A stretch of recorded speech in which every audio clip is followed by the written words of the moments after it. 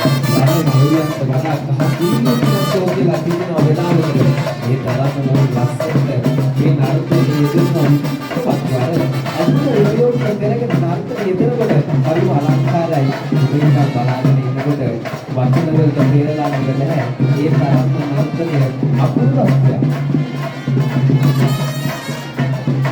තුමා කරපු වස්ත්‍රාභරණයක් කරගන්න තමයි යෝගුගේ නාට්‍ය ඉදිරිපත් කරනවා. අද දවසේදී මම ඔබට කලින් මතක් කරා මොකද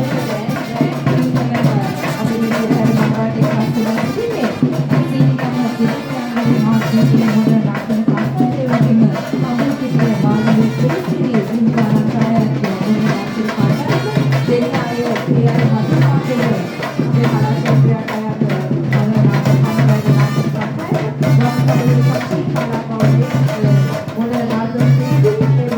දුරන්දුවරිෂානි අනුෂ්කා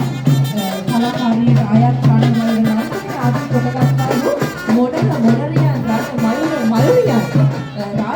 කණ්ඩායම් වශයෙන් අතිදාසී රැණක් එක්කාල් වෙනවා ඒත් එක්කම ඒ මොඩරන්ට ඉදිරියේ තිබුණු අපේ බෞද්ධ කච්චියන් නැගත් අපේ අම්මාවරු කිහිප දෙනෙක් ඉන්නවා පෙරහැරේ ගමන නිවාව සනිටුකම් කරන්නේ අනමයුරියන් සහ මොනර නර්තනය දැන් තියෙන්නේ අනමයුරියන් නර්තනයේ තියෙන බලන්න අර ඈතින් මොනර නර්තනයේ ඉදිරියේ නර්තන සිද්ධියේ ඉන්නවා මේ දේවාල භූමියේ මෙතන අද දවසේ පැවැත්වෙන